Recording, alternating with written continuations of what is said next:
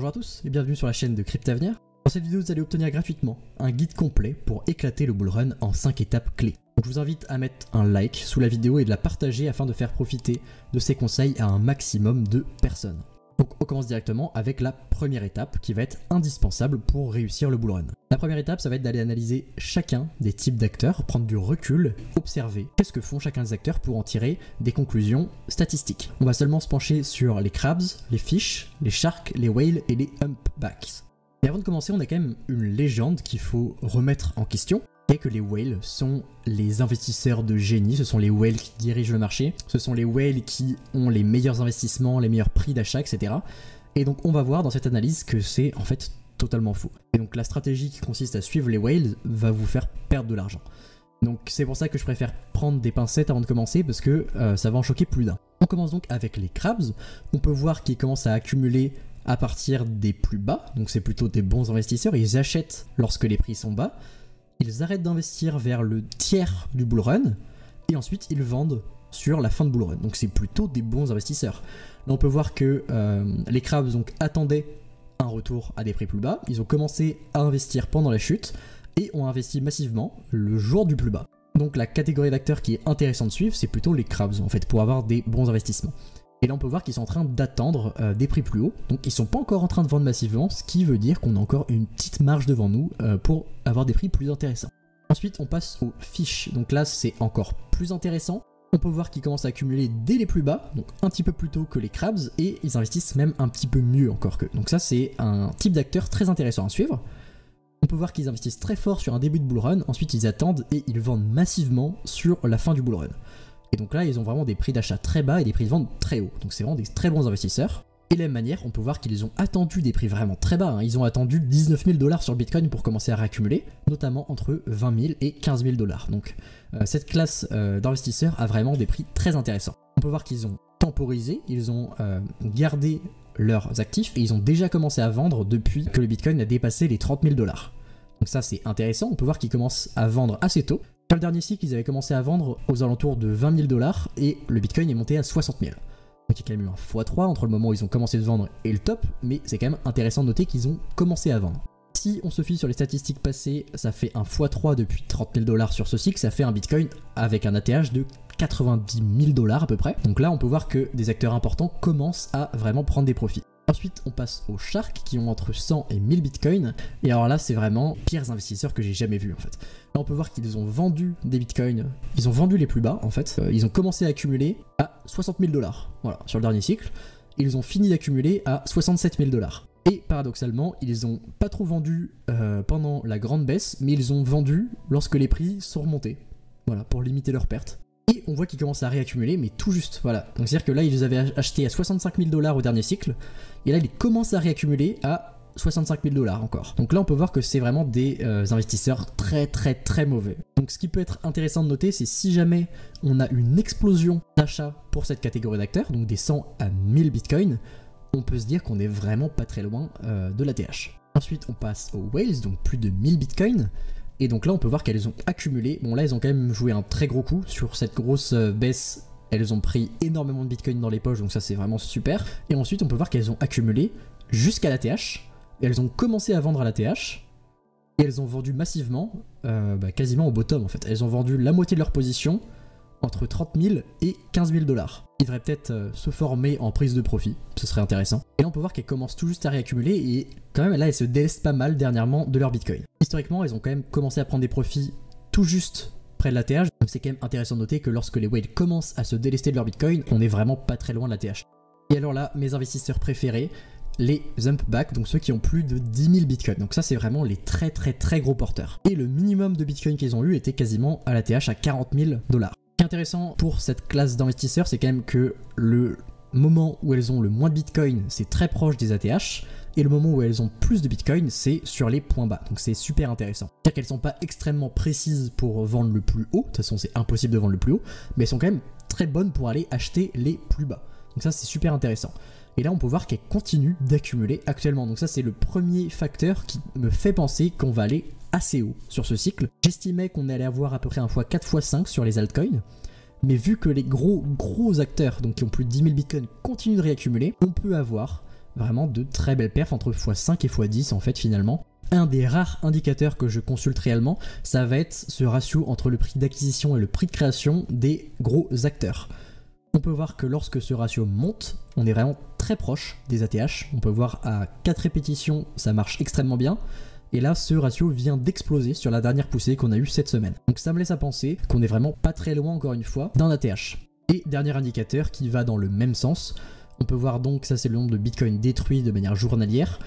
On peut voir que c'était historiquement soit juste avant, soit juste après un ATH. Et ça fonctionne historiquement assez bien. Là par exemple, on avait eu ce signal qui avait flashé à 30 000 $ et on a eu une dernière poussée haussière sur le dernier cycle. Et ce qui est intéressant, c'est que cet indicateur là nous montre une deuxième vague qui est en train d'arriver. Ce qui me fait penser qu'on peut avoir un top qui ressemblerait à celui de 2017. Ce qui est intéressant de noter, c'est quand même d'aller regarder l'intérêt qu'on a sur Google par les particuliers. Et on peut voir que dernièrement, on a vraiment eu une très grosse chute. La dernière baisse a vraiment fait très mal aux investisseurs particuliers qui venaient d'arriver dans le marché. On peut voir que le nombre de recherches Google pour Bitcoin et crypto est à peu près aussi haut qu'en novembre-décembre 2022, c'est-à-dire lorsque le Bitcoin était en fait à 15 000 $. En corrèle, le fait que les très gros acteurs continuent d'accumuler et le fait que les particuliers ne s'y intéressent pas, ça peut laisser à penser qu'on peut avoir vraiment un cycle très intéressant en fait. Donc maintenant qu'on a ces informations, on peut passer à la deuxième étape, ça va être d'aller analyser les phases du cycle. Alors comment fonctionne un cycle ? On a 4 phases. La première, c'est là où la smart money se pose. Donc c'était le moment où les unpacks ont commencé à réaccumuler, donc il y a près d'1 an. Ensuite, on a les investisseurs institutionnels. Et ce qui est intéressant, c'est cette phase qui est le bear trap. Et je pense qu'on vient de subir ce bear trap qui a fait fuir tous les particuliers. Donc là, on va avoir vraiment la troisième phase qui est la phase où le grand public s'intéresse et s'investit sur les crypto-monnaies, qui est une phase exponentielle où on a vraiment des explosions très soudaines et très puissantes des crypto-monnaies.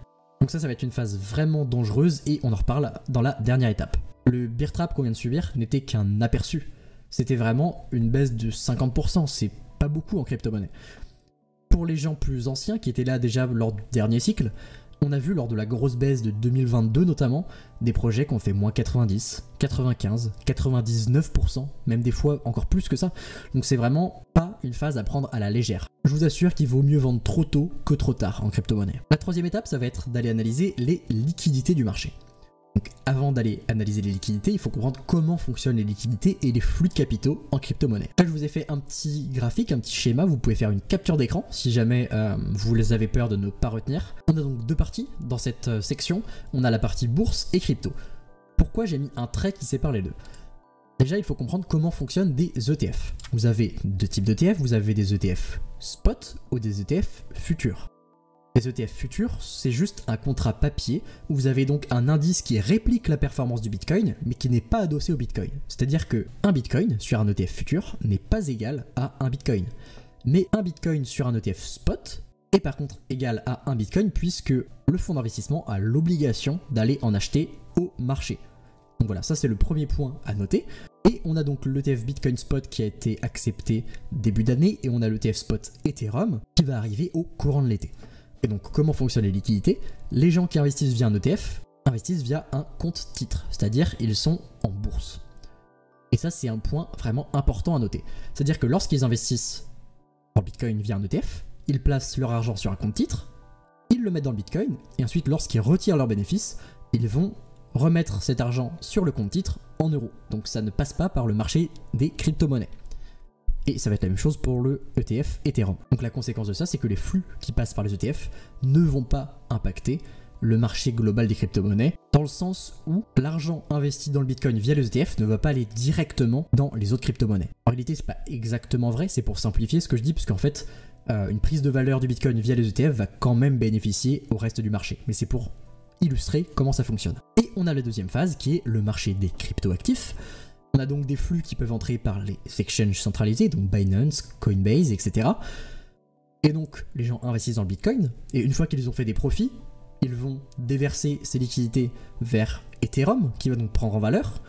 Une fois qu'ils auront pris des bénéfices sur Ethereum, ils vont envoyer ces liquidités sur les principaux altcoins, donc généralement les Layer 1, tels que Solana, Avalanche, Cardano, Atom, bon il y en a plein, NIR, je vais pas tous les faire. Une fois que ces crypto-monnaies ont pris de la valeur, ils vont déverser vers les moyennes altcoins, puis les petites altcoins, puis les toutes petites altcoins. Donc voilà, c'est important de comprendre comment ça fonctionne. Et une fois que le marché va diminuer, va perdre très rapidement en valeur, les gens vont sortir des petites crypto-monnaies pour aller stabiliser leur portefeuille grâce au Bitcoin. Donc c'est comme ça que les cycles de liquidité fonctionnent en crypto-monnaie. Et la part de Bitcoin dans la market cap de toutes les autres crypto-monnaies ne fait que monter depuis 2021, donc depuis le plus haut du dernier marché aussi. Intéressant à noter, c'est que pour l'instant, il performe le reste du marché. C'est-à-dire que pour l'instant, les flux entrent dans le Bitcoin, mais ne se déversent pas encore. On peut regarder historiquement les différentes phases où les liquidités de Bitcoin se déversent vers le reste du marché. On peut voir que c'est abrupt et très puissant. Là, on a eu le premier cycle vraiment très fort, ensuite le dernier en 2021. On peut voir que Bitcoin perd très rapidement en valeur par rapport aux autres. Et ça veut donc dire que les autres crypto-monnaies prennent très rapidement en valeur. Ce qui est intéressant de noter pour ce cycle, c'est que là, le Bitcoin prend valeur depuis maintenant 2 ans. Il va bientôt rejoindre cet order block et on va atteindre les 50% des retracements de Fibonacci. Donc c'est des moments clés statistiques qui peuvent indiquer un retournement et donc une continuation baissière où maintenant le marché va profiter aux plus petites crypto-monnaies. Et pour preuve, on a donc aussi la part de Ethereum dans le marché des crypto-monnaies. On peut voir que depuis 2021, donc depuis le plus haut, il a perdu tendanciellement en valeur par rapport aux autres crypto-monnaies. C'est-à-dire que pour l'instant, les flux entrent dans le Bitcoin et ils restent. On peut voir dernièrement quand même une belle explosion d'Ethereum et à mon avis, c'est le début du déversement des liquidités vers Ethereum. On peut donc s'attendre à une prise de valeur d'Ethereum par rapport au Bitcoin et ensuite, lors de ces stabilisations, voilà, comme ici, une prise de valeur des toutes petites crypto-monnaies.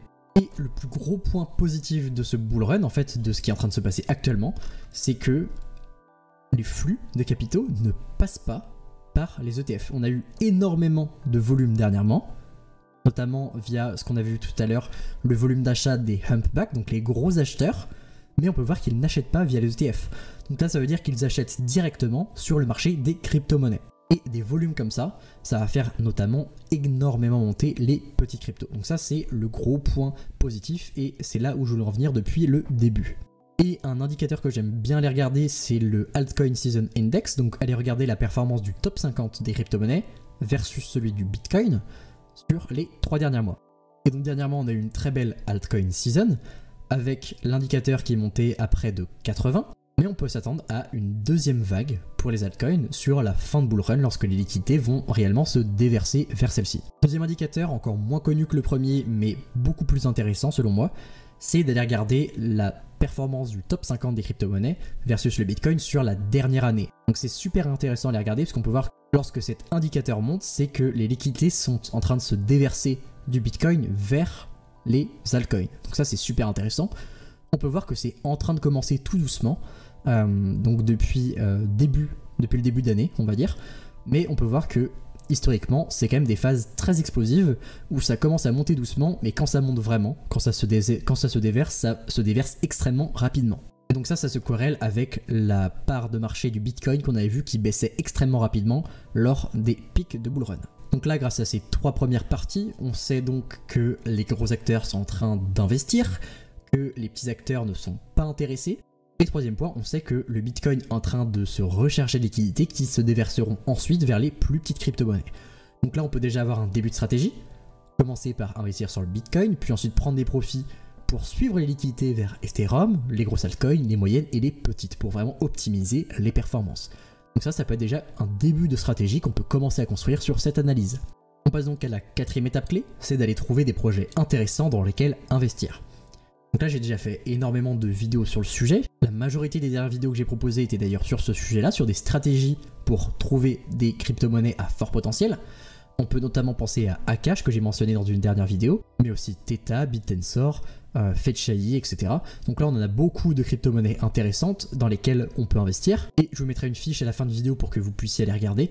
Donc des crypto-monnaies qui sont selon moi sous-évaluées en ce moment. Donc là je vais pas passer énormément de temps sur le sujet, mais déjà on peut noter qu'il serait intéressant d'aller investir dans les plus grosses capitalisations pour profiter de toute la hausse. Donc on peut penser à toutes les Layer 1 principales, mais aussi à Chainlink, Kaspa, GRT, etc. Là on a vraiment beaucoup de crypto-monnaies qui peuvent être intéressantes pour se positionner. Et donc là on passe directement à la 5e étape qui est la plus importante de toutes, c'est d'avoir une stratégie précise de prise de profit sur vos crypto-monnaies. C'est super d'arriver dans cette phase là, d'avoir des gains énormes, de faire un x50, un x100, je sais pas. Si vous vendez pas et que vous attendez cette phase-là, vous vous retrouvez comme 3-4 ans avant et vous n'avez pas gagné d'argent.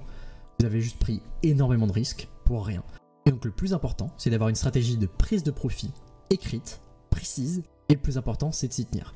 Ce qui est extrêmement difficile lors de ces phases comme ça, c'est qu'il n'y a pas que les particuliers qui sont devenus fous et absolument incohérents et qui investissent sur n'importe quel projet, mais les médias poussent énormément ce genre de choses pour la simple et bonne raison que les petits projets gagnent énormément d'argent sur les particuliers qui arrivent.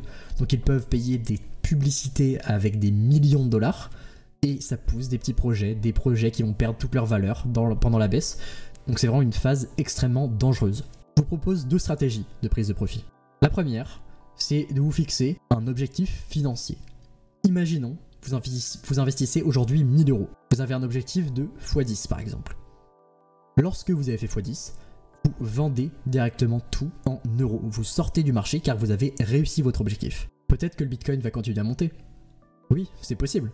Mais c'est pas ce qui vous intéresse, vous, c'est de réaliser votre stratégie. Parce que votre stratégie est appliquée à votre situation, à votre cas, à votre vie, et vous n'avez pas besoin d'aller avoir les meilleurs rendements.